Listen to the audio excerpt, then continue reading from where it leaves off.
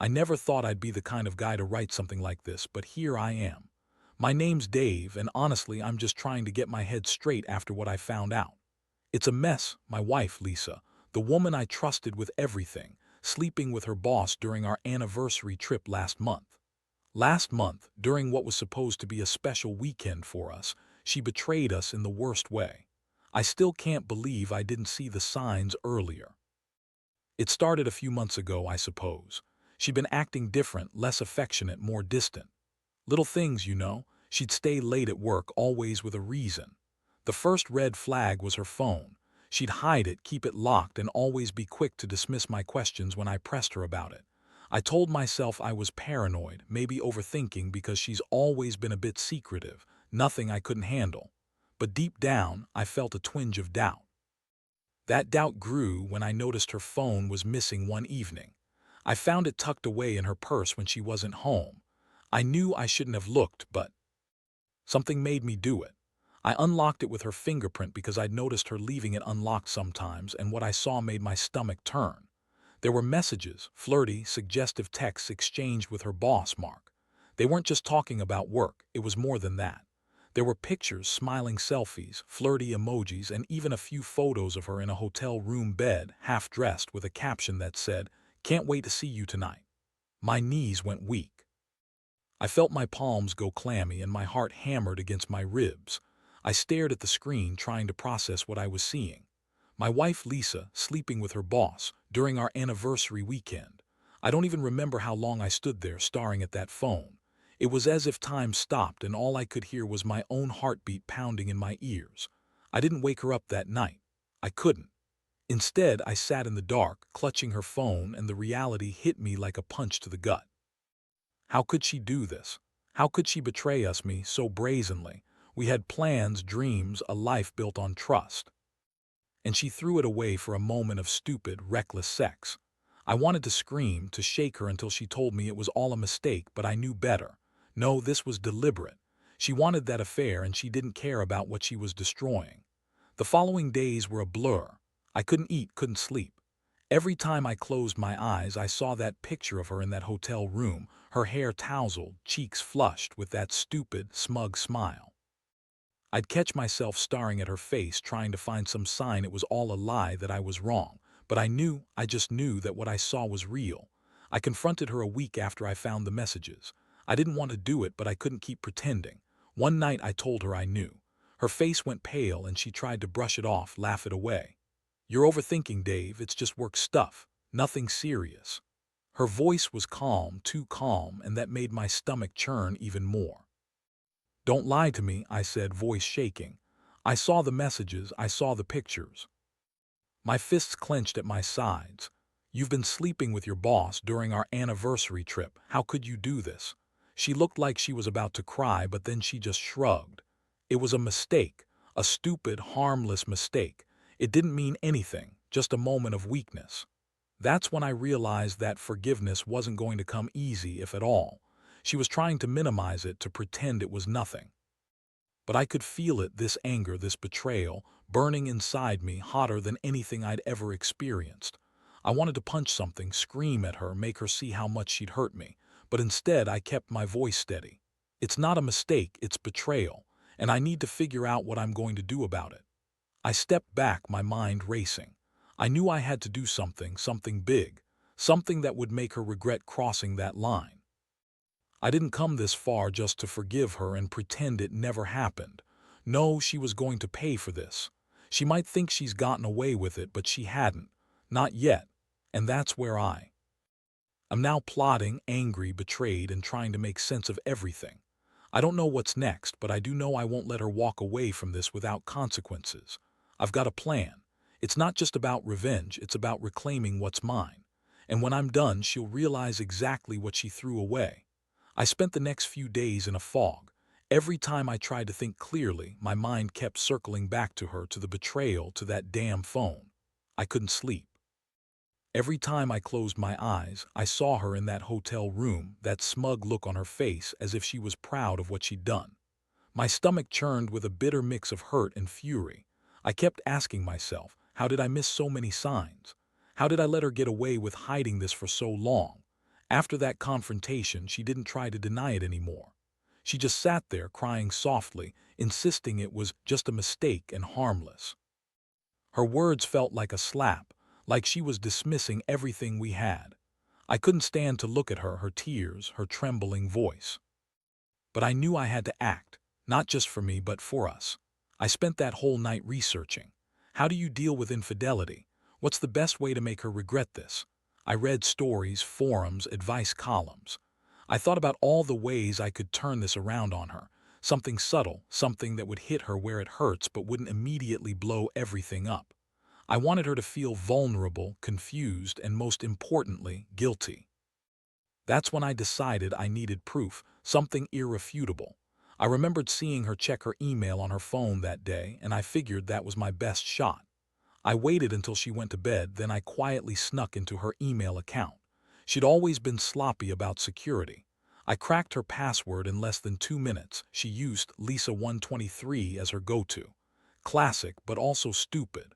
What I found there was even more damning.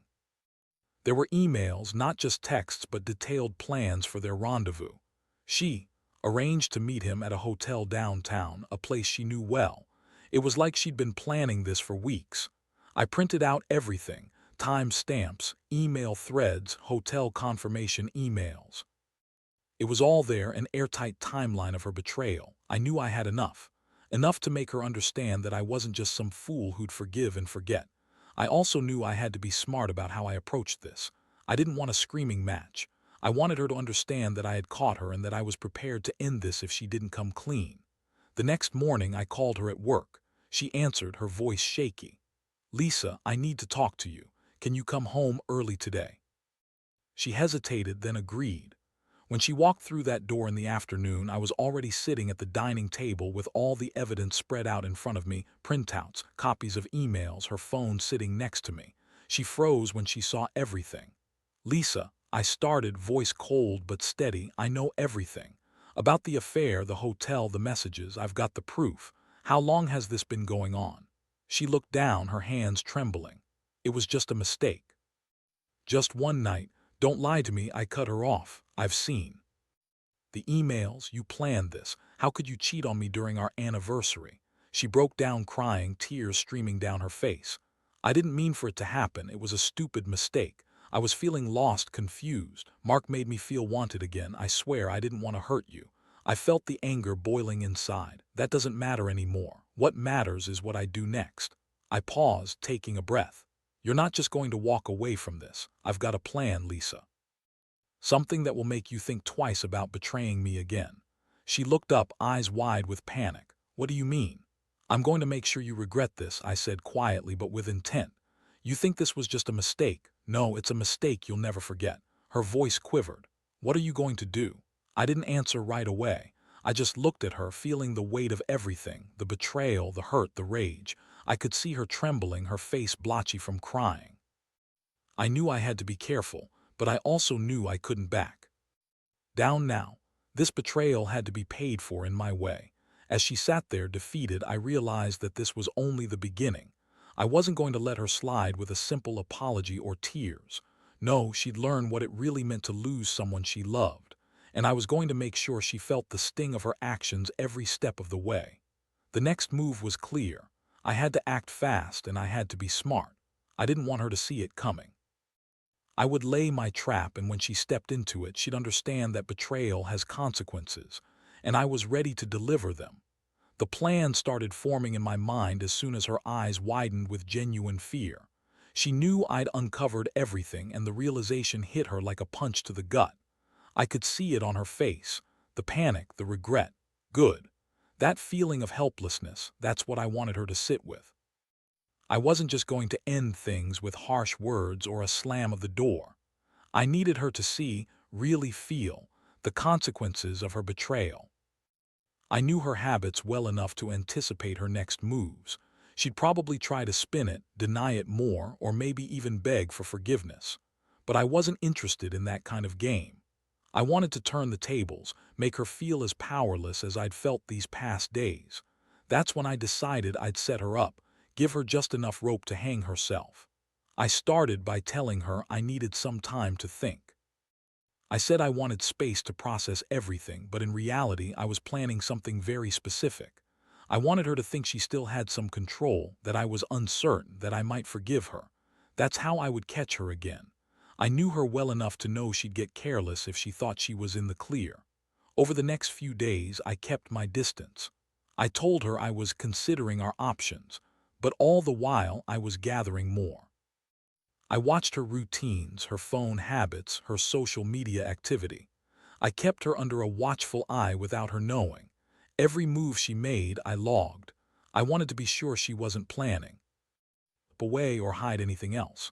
Then I got a text, just a simple message I faked. Mark wants to meet, urgent. I sent it from a burner phone, making sure she'd see it. She immediately responded, tell him I'm busy tonight, which was suspicious because she'd been so quick to reply. I smiled inwardly. I'd baited her. The next step was to make her think she was in the clear, but I'd already laid my trap. I told her I was going out for a while, just to clear my head, and left the house. But I wasn't gone long. I parked nearby and watched her through the window, hidden behind some bushes, waiting for her to slip up. An hour later, she left the house, heading toward the same hotel she'd planned her affair at. I followed at a distance, my heart pounding with anticipation. When she stopped at the lobby, I saw her check her phone, probably confirming her rendezvous. She looked nervous, glancing around like she was trying to make sure no one was watching. That's when I knew the moment was right.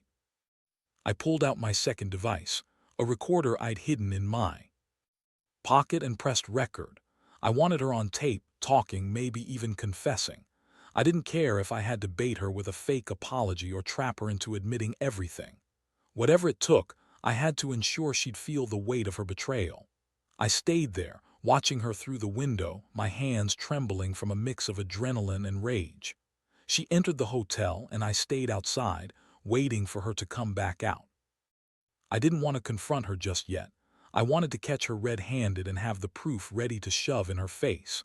When she finally emerged, she looked flustered, glancing around again like she was trying to hide her guilt. I kept my distance, but I kept recording. She hurried to her car and drove off, and I followed her at a safe distance, making sure I had everything on tape. That night I went home, reviewing the recordings. Her voice was shaky, her words defensive, trying to dismiss what I already knew. She everything, but I had everything else. Photos, emails, her own voice on the recording. She'd been careless. She believed she was untouchable. That's when I knew. I couldn't hold back anymore. I had what I needed. The pieces were in place. My plan was almost ready to execute. I sat on the edge of my bed, staring at the recordings, knowing that what I was about to do would change everything. I could feel my jaw tight, my fists clenched so tightly my knuckles ached. This wasn't just about revenge anymore. It was about sending her a message that betrayal has consequences, and I wasn't going to be the fool she thought I was. I'd make her regret crossing me, and I'd do it in a way she'd never forget. The moment was coming, and I was ready. The pieces were set, and all I had to do now was wait for the right time to strike. I could almost taste the anticipation. I knew I wasn't going to let her walk away without feeling the full weight of her betrayal. And when I finally put my plan into motion, she'd realize exactly how much she'd lost, possibly forever. The waiting was the hardest part. Every minute I wasn't actively doing something, I felt like I was losing control. I kept replaying those recordings, checking every detail, every tremor in her voice, every nervous glance she threw. It was perfect evidence, and I knew I could use it to make her pay. Still, I wasn't reckless. I had to be precise, calculated. I spent the next day setting up my plan meticulously. I found a way to send her an anonymous email, one that included just enough clues to make her panic, but not enough to give her a clear idea of who was behind it. I used a fake account, carefully crafted, so she wouldn't trace it back to me. The email simply read, "I know what you did, be careful, your secret's not safe." It was simple, direct, and enough to make her look over her shoulder. I watched her from a distance that evening. She was jittery, checking her phone constantly, her face pale. When her phone buzzed, she jumped a little. I saw her read the message, and her eyes widened. Her hands trembled as she looked around, trying to spot who'd sent it. That's when I knew I was making progress. She got the message, and now she was starting to realize she wasn't as in control as she thought she was. The next part of the plan was to make her think she was losing her grip completely. I wanted her to believe that someone else was watching her, that her secret was no longer safe. I sent another message, pretending to be someone else, this time more explicit. I hinted I knew about her affair, about the hotel, about everything. Her reaction, that nervous look, the way she clutched her phone as if it was a lifeline, it pleased me more than I expected. She started packing, muttering to herself, probably trying to figure out who could have sent it. She called her boss, Mark, but he didn't answer. She looked desperate, and I loved watching her scramble. I stayed hidden, just enough to see it all unfold, but I didn't make my presence known. I didn't want her to suspect me yet. I wanted her to keep feeling cornered, vulnerable. That's when I sent one last message, this time with a picture, an edited image of her in the hotel room accompanied by a caption. "You can't hide anymore. We see everything." It was fake but convincing enough to make her break down. She lost it. She collapsed onto the couch, trembling, tears streaming down her face. I could see the panic in her eyes, the fear that her secrets were finally exposed. I told myself I'd come over soon, face her directly, but for now I had to watch her suffer a bit more. That's when I realized that I'd achieved what I set out to do. She was cornered, vulnerable, and crying like a child. The sense of control was intoxicating. I kept my distance, watching her wipe her eyes, her lips trembling with the effort to stay composed. I knew she was thinking about how to spin this, how to get out of it, but I also knew that her world was collapsing around her and I had all the power now. That night I finally reached out to her directly, calling her from a blocked number. "We need to talk," I said, my voice measured but cold. She answered, voice trembling. "Please just tell me what you want." "Oh, I think you already know," I said. "You crossed a line, Lisa. You thought you could cheat and get away with it, but I've got everything. The proof, the recordings, the evidence, and soon you'll see how much you've lost." She begged, pleaded, tried to deny it all over again, but I just cut her off. "You're not going to get away with this," I told her. "Not without paying the price."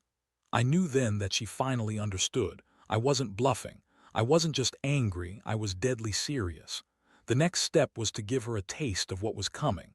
I told her I'd meet her face to face, but only if she promised to tell me the truth and come clean about everything. She agreed, sobbing, and I set the time and place. I wanted her to feel the weight of her actions, to truly believe I was about to expose her in a way she couldn't ignore. When I hung up, I felt a strange mix of satisfaction and cold calculation. I had played this game well so far, but the real test was about to come. She was completely vulnerable now, and I was ready to confront her head-on.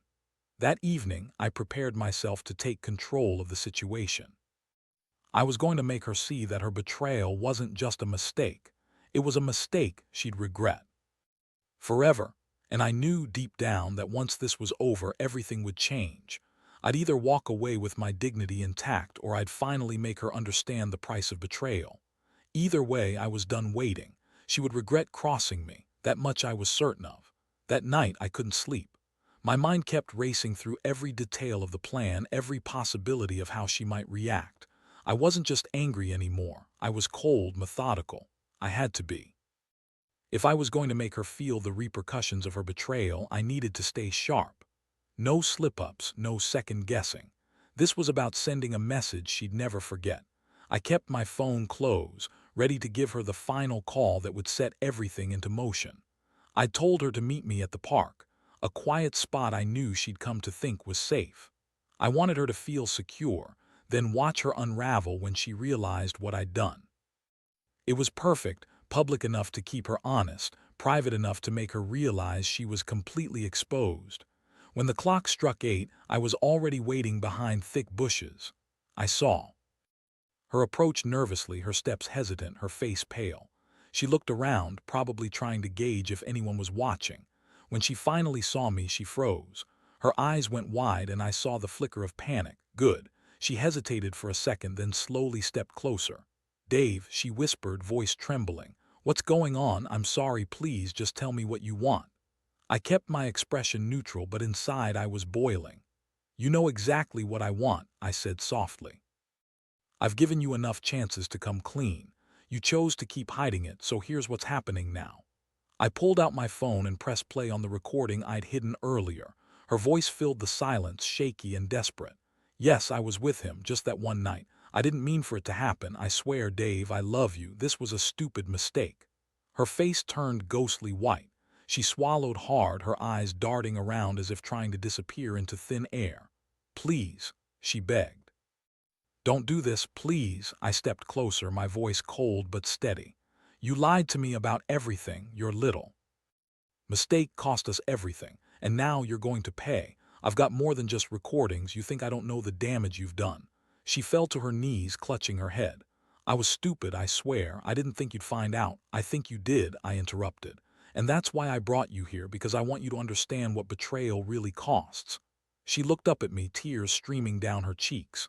You're right, I messed up, but I love you. I want us to fix this. Please, let's talk. I shook my head slowly. No, Lisa, this isn't about fixing, it's about acknowledging what you did, and about you understanding that actions have consequences. You thought you could cheat, lie, and hide, and I'd never find out, but I did. Her shoulders trembled. I don't know what to say nothing, I snapped. Because I've already heard enough. You've hurt me more than I ever thought possible, and I want you to feel it. That's why I've set this up. That's why I've got everything recorded, every lie, every moment you thought you were safe. She looked like she was about to break apart completely. Her hands clenched her hair and she whispered, please don't do this, just give me another chance. I looked at her, feeling nothing but cold resolve. You had your chance, Lisa, but now it's over. You betrayed us in the worst way, and I'm going to make sure you remember that for the rest of your life. I stepped back, watching her crumple into herself, sobbing uncontrollably. I knew she was broken, and honestly, part of me felt a twisted satisfaction. I'd finally made her see what her betrayal really meant. She could cry all she wanted, but she'd never be the same. This was the moment I'd been waiting for. I pulled out the key to her car. Here's your choice, I said quietly. You can either walk away now and I'll never bother you again, or you can stay and face the consequences of what you've done. I handed her the keys. Your call. She looked at me, eyes red and pleading, but I'd made my decision. There was no room for mercy anymore. She crossed a line, and I wasn't about to pretend it didn't happen. She hesitated for a long moment, then slowly reached out and took the keys. Her hands trembled, but she nodded once, silent. As she drove away, I stayed behind, watching her disappear into the night. My stomach was tight, my jaw clenched, but I felt a strange sense of relief. I knew I'd done what I had to do. She was gone, and I finally had clarity in the chaos. Sometimes you have to take control, even if it hurts. Because betrayal isn't just about the pain, it's about how you respond. And I chose to respond with strength. That's what counts. The house felt eerily quiet after she left. The silence was deafening, and I stood there for a long moment, staring at the empty driveway, my hands still trembling slightly. I could feel the adrenaline fading, replaced by a strange calm I'd never experienced before. It was as if, finally, I'd reclaimed some piece of myself that had been lost in all the hurt and betrayal. I walked back inside, closing the door behind me slowly, almost reverently. My mind was a whirlwind of thoughts, but for the first time in days there was clarity. I knew I'd taken the necessary steps. I had proof, I had my dignity, and I had made her see that betrayal has a price. The weight of everything finally lifted off my shoulders, replaced by a quiet resolve. I sat down at the kitchen table, took a deep breath, and pulled out the folders I'd compiled. Her emails, the recordings, the hotel confirmations. I looked at everything one last time, knowing it was all I needed. This was the final act. I was ending it on my terms. I reached for the pen and took a moment to steady my hand. I then printed out the final documents, copies of the evidence, just enough to ensure she'd never deny what she did, and I prepared to do what I'd been thinking about all along. It was time to close this chapter definitively. I grabbed a small cardboard box and carefully placed all the evidence inside. Then I wrote a simple note. This is the end. You betrayed us and now it's over. Take responsibility. I sealed it up and took a deep breath before walking over to the front door. I decided I wouldn't just leave everything sitting around. I wanted her to see that I'd taken control, that I was done playing her game. I stepped outside into the cool night air, feeling every bit of the weight of my decision. I took the box, walked to her car, which was still parked in the driveway, and placed it gently on the passenger seat. I locked the doors, then pulled out my phone and dialed the local courier service I arranged earlier. "Hi, I need to schedule a pickup urgent," I said. "It's a package for delivery tomorrow. It contains sensitive evidence, so please handle it with care." I gave the address, then hung up, feeling a strange sense of finality. My last act was to walk back inside, set the house's lights to a dim glow, and sit on the couch. I stared at the quiet walls, feeling the exhaustion settle into my bones. The betrayal had been a blow, but I'd turned it into something else, something that gave me closure. As I watched the shadows flicker in the soft light, I realized something important. I'd been a fool for so long, believing everything was perfect, that trust was unbreakable. But I was also stronger than I'd thought. Betrayal had tested me, and I stood tall. I'd taken back control of my life. And that's what matters, knowing when to walk away, when to fight, and when to finally decide enough is enough. I'd done my part. I'd made her see what she lost, and I'd set the wheels in motion for everything to be over. The pain still lingers, sure, but I'm finally free. The house is silent now, and I know I won't look back. I've learned that sometimes the only way to heal is to cut the cord completely, rebuild from the ashes, and move forward alone if that's what it takes. Because real strength isn't in holding on to what's broken. It's in knowing when to let go and having the courage to walk away. That's what I'm doing now. Walking away and finally, genuinely moving on.